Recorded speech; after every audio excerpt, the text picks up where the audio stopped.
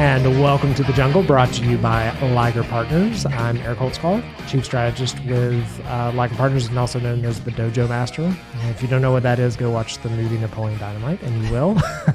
My guest this morning is a longtime friend of Liger. It's Beth Miller. She's with Executive Velocity. So thanks so much for joining me this morning. Well, thank you for inviting me. Yeah. I've been looking forward to this. Well, I was telling people earlier, I have this thing I send out to people about cocktails or coffee, and you and I always end up having coffee together. So we did that this morning, and then going to come to talk on The Jungle. So tell us a little bit about Executive Velocity. What do you do with Executive Velocity? Yeah, so Executive Velocity is really about helping small, mid-sized companies develop their leadership and get the right people in the right seats. So it's hiring the right folks. It's developing and coaching those leaders and rising leaders. And then it's preparing those leaders to enter into the next phase of their career so that succession planning takes place in a very smooth way. Nice. And that's such the thing that gets missed. Because, I talk about, somebody starts a business and then it starts to grow up.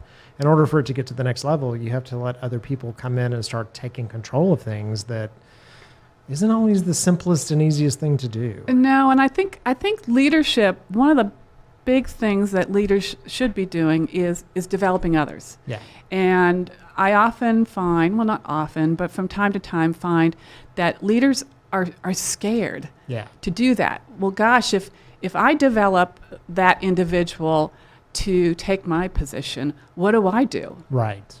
Where's my value? Yes. And so my job is to help that leader understand how to grow so that they can then develop the leaders behind them. And if they develop those people, then they can go do what you and I love to do most. You could go take a trip. Exactly. You can actually leave your office for some period of time. Exactly. Because they're so often created a job. It's like a self-made prison. They've, created a job for themselves. They have all these people they tell what to do. And if you've got that person, they want to step up. Right. And so how do you help? So number one, I guess, lots of questions. So as you go into these businesses, do you find they often, are they doing a good job of hiring people? Are you helping them hire and you're taking existing? Yeah. So what I find, especially for those small, mid-sized companies, is they don't have a consistent hiring process. Okay. And they're not using assessments, so they're not able to take bias out of the process. So I will help them through an assessment that I use called Business DNA. It's actually came out of Georgia Tech, the research. And it measures your natural talents, not the adapted, but the natural. Those things that were created between 0 and 3. Wow. Yeah. Yeah. And those are the behaviors that you go to when you're under stress. Oftentimes there are things that aren't uncovered in an interview that an assessment can uncover, that then working with the manager, we create some additional interview questions that will be helpful to determine how they've adapted and adjusted to that behavior. Yeah, and you took part of my team through that, so kind of my leadership team, and looking at it, and I may or may not have ranked very high on sort of a control whatever side. Yes, and we're working on that, side aren't of the we? thing. Yes, well, and I have some adaptive skills after right. Years of doing this. But it is interesting to learn, because the other two that we had do it, we were like spokes on a wheel, which was nice, and it was nice to know that. But it also means the language is different. Yeah, and there are times when I work with teams where what I'll find is they're all kind of grouped in a certain quadrant, and that's actually a blind spot. Yeah. Because if for instance, if all of them are spontaneous, well, who's planning stuff? Right. Right. Getting stuff done. Right. Well, and one of the things that your assessment pointed out to us was that we sort of were creating wake, and we need to have some people help clean up behind the scenes. Right. Which completely makes sense. As you look at what we're working on and doing, we're a very forward-facing organization. So how do you then make sure there's some people to keep things maintained and moving them around. Yeah. Exactly. Yeah. Yeah. And so then that allows them to know who they need to hire next and do an assessment to make sure that that's the right fit. Because the way you present yourself in an interview may not be how you are, right? Yeah, exactly. Yeah. It will uncover, for instance, I'm working with a staffing company, and they use it consistently. After they have the first interview, they'll email me and say, hey, we need this person to take the assessment. What happened prior to that was we looked at the sales and recruiting and said, okay, this is the ideal profile from a business DNA perspective that a salesperson should have. Okay. So that way then we can match it right to future candidates. And I mean, there were some that came through and was like, clearly, this is not a salesperson. Yeah. Never will be a salesperson. And meaning that DNA is, and I don't know a better word, generic enough that, like, let's say if you're hiring a salesperson, like they have a certain type of DNA. It's not about the business necessarily. Right. Okay. Exactly. Right. Okay. Yeah. Well, that's helpful. Right. It's goal orientation, determination, initiating, that kind of thing. Okay. Yeah. Well, that's good because that makes it less of a mystery. So like if I'm looking for either a salesperson or I need an admin, they take this assessment and even though the interview may have gone one way and you're like, oh, this person would be great at it. And you're like, maybe not so much. Right. Right. But it also, the reason I chose Business DNA was it's validated for hiring, but it also is great for coaching and development. Got it. So it provides a basis that once you bring the individual in, where their potential shortcomings are. Yeah. And you can use that in the development and coaching. Yeah. So talk to me about that. So if you say that they have some areas that they need to work on or whatever, that's possible. So it's not like, okay. Yeah. How do you work them through that? Yeah. So there are actually a few things that I look for in the business DNA to determine, hey, if this is a big gap that needs to be filled from a behavioral standpoint, how strong is their preference? And the stronger it is, the harder it's going to be for them to move on a consistent basis. Got it. We can so then I'm a lost cause. No. No. It's consistency, right? Yeah. And for instance, me, I am spontaneous. Yeah. I'm not a person that's planned, but when I need to plan, I can. Yeah. But don't put me in a position where I have to plan constantly. Right. I will pull my fingernails out. Yeah, and you and I talked about, too, the longer you've been potentially in business, some of us, right, the better you are at the chameleon, like being able to move into the other and do it for for that period of time, and then you come back. But exactly. But what's interesting to me, though, is that you say, though, if it's stressful, then you're going to go to your natural behavior. Your natural behavior. Yes. So which could be completely counter to what you need to do at that time. Right. Exactly. And in fact, I do a lot of coaching around stress and stress management. That's probably where I need to have you work with me because I know I go directly to my place of comfort when I'm under stress. Yeah. So it's understanding your triggers. Yeah. And learning the techniques that are most helpful to you. Yeah. Yeah. And so this isn't a one and done kind of thing. You're not coming in and just doing an assessment and saying this is you're working with those companies to figure out how that leadership can really be fleshed out. Yes. Okay. Exactly. All right. Well, how does that work? What does that look like? Yeah. So oftentimes, people will call me in for the hiring, but oftentimes they will call me in just specifically for coaching. In those cases, there's kind of two avenues. One is somebody's derailing in some area, okay, or it's a high potential, and they want to prepare them to that next level.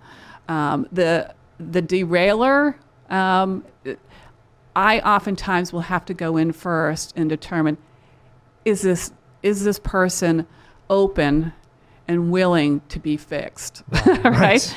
Yes. Is the patient ready? Right, yes, exactly. And how has it been set up by the leadership as to me coming in? Because if if the person believes that they are broken, Right. That's a really difficult way to start a coaching relationship. Yeah, I could see that. So Yeah.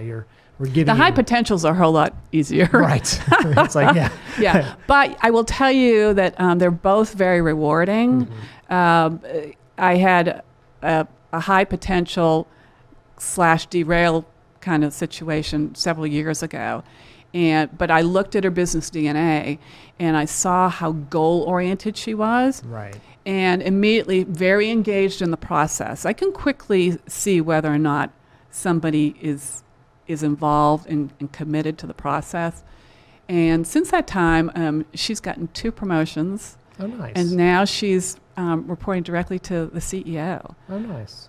Yeah. So those are the things that are super rewarding. Yeah, and what's great about, we talk about, if you're more classically trained, potentially like we are, like the Michael Gerber E-Myth, which talks about, building your business like a franchise and all that wonderful stuff. You can have a ton of manuals, you can have a ton of processes documented, but unless there are people who know how to run it, specifically, even I talk about service businesses, but even a business that sells a product or anything else, you can't sell that business unless you have somebody who knows how to continually operationalize it. Right. It has no value.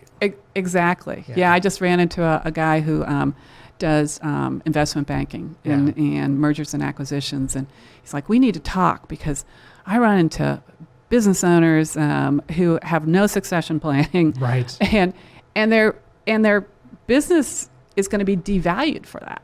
Yeah. And it isn't the first thing people think about. No. Like when you start a business, it's, I like this thing, so I'm going to create this, or I see there's a need. Right. And then understanding, okay, now you've done that.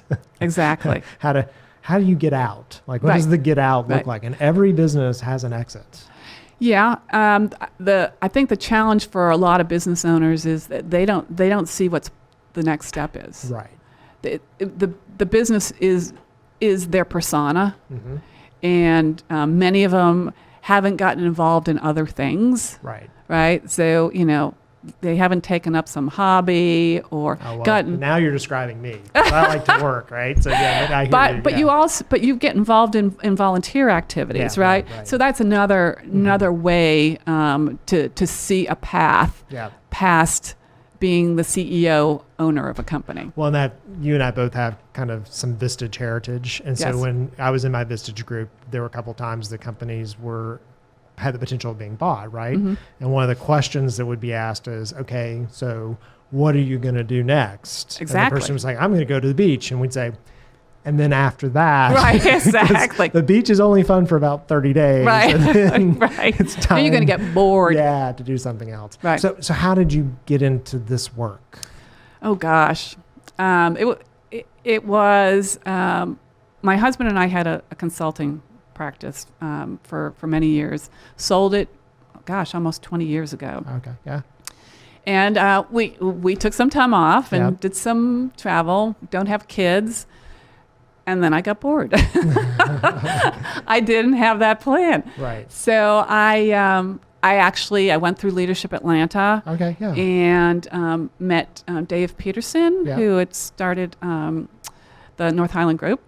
And I was complaining to him over lunch. I was like, I've got to do something. Right. I'm bored. Yeah. So he's like, you've got to become a Vistage chair. So I'd heard of Vistage. I actually had been a member of EO when we had our company. So I understood the peer group perspective. Yeah.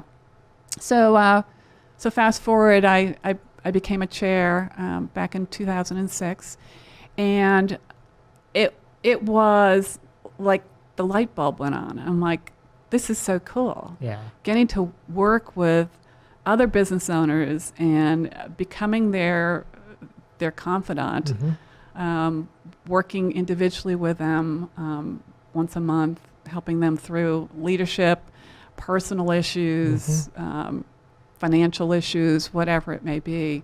I really, really got excited about, and I then started adding to that. which is when I started Executive Velocity, so they could do some additional coaching and assessments and things like that. All right, so the Vistage chair was the nucleus. It wasn't the other. No. I found Vistage, and probably about 6-9 months later, I set up Executive Velocity. And started gaining clients through that. Yeah, and that's a good piece of advice. So if you've got a business like that, the reason I joined Vistage is I was the CEO of a company and we'd stalled. Yep. And I was like, okay, well, if the company stalled, it's my fault. It's my fault. Yep. Like I'm the one in what's going on, right? Yeah. And you can't, my joke was always like, I would sit in my office and go, so what do you think's wrong, Eric? I don't know, Eric. What do you think's wrong, right? Exactly. And when you start talking to yourself, that's a problem, right? Yeah. But you get into these more formalized groups. It's like having a board without all the pain and suffering of a board. Exactly. That's exactly right. And they will hold you accountable. Oh, absolutely. Yeah. Yeah. The process is great. Yeah. If they've spent 30 minutes dealing with an issue of yours, and then you come back the next month and haven't done anything about it, they're going to be a little annoyed. Yeah, you get 10 or 12 people and they know what their bill rate is, and you get them in a room for a day and you said, I asked for advice and you didn't do anything about it. Like, what was that about? Yeah, so, exactly. Yeah. Just like when I'm coaching individuals. And, there was one just recently who I started working with, and, he wasn't doing his homework. Yeah. And so I had a meeting with him and his manager. I'm like, hey, we probably need to put a pause on this, right? Because this is not a good use of my time or his time. Yeah. So I've got one last topic I want to talk about while I got you kind of stuck in the chair right here in the jungle. So there's our company is a combination of Ligers, like real full-time Ligers, and then we have what we call Liger giggers. Yep. So we have some people who are really good at what they do. They don't necessarily want to do a full-time job, but let's say they're creative, so they're really great at design or writing or whatever. So how, and I'm assuming you're seeing a lot more of that, right? Oh, gosh, yes. Yeah, where companies are kind of a mix of kind of the W-2 or the employee, and then also the kind of specialists. So in that kind of space, what are some tips or tricks that you can provide around either succession or making them feel like, because that creates a new nuance, right? Yeah, along with the fact that, you also work virtually oftentimes, right? Yes, yeah. And I see a lot more of that as well. Yeah. So there needs to be a cadence of bringing the people together, whether it be a video or in person. There's one company that actually, Risk Innovations. Yeah. And they're virtual, but yet they make sure that once a month they get together for lunch. Yeah. And meet as a group. Okay. Because you can become disconnected. Right. Right? And there's something about that, because we've got a lot of virtual, like you talked about, and there was something that happened yesterday. Vanessa, who's on our team, because we use Slack. We love Slack. Love Slack. Yes. Slack should actually hire me, because people think I work for Slack as much as I talk about it. I'm like, I'm still learning more about it. I know. Well, it does so many things, and I hate email. I just hate it, and it just replaces it, and it's a way. I realized the other day too, like, if it weren't for Slack, the number of phone calls we would get. Oh my gosh. Customers would call us all the time, Yeah. right? And this way we just get the request in and we can stop talking about that. Yeah. But we'd had a Slack conversation and she needed to follow up with me on something, but I was in the office yesterday and it took us like 2 seconds. So that in person cannot be fully replaced. Right. Right. I mean, it can't. Yeah. You gotta get eyeball to eyeball. And even, when trying to convert a customer, like that's the best way to do that. Yeah. Yeah. In fact, that personal connection, when, a lot of my work is in the Southeast, but for instance, I've got a company up in Philadelphia. Well, when I start coaching, I insist that we meet face-to-face in that first meeting, and then we move to Zoom, and then we reconnect in the middle of the engagement. Right. Because Zoom is great, but you're still person to person. Yeah, there's something about the screen just doesn't quite do that. Yeah, I'm sure they'll figure that out in, eventually 50 we'll years, all right? be like, beam me up. Holograms. Yeah, or right. something. Exactly. I don't know if I want to be beamed. I'm afraid I wouldn't get put back together the same way. That would be the issue. Well, thanks so much for joining us in the jungle. So we've been talking with Beth Miller with Executive Velocity, and I can't say enough about Beth and the work that she's done, both for companies that I've had the honor of servicing, but also for our company. Yeah. So if you have leadership challenges, if you want to, cultivate some leaders within your organization, figure out where your gaps are, which I think is like building a team is a patchwork quilt. It is not about a job description. You can put a job description together every day of the week, but if you're not finding that person who knows how to either be detail-oriented or whatever, you're still missing the boat, right? So we'll put all of her information in the show notes so that you can get in touch with her. And thanks so much for tuning in to The Jungle, brought to you by Liger Partners.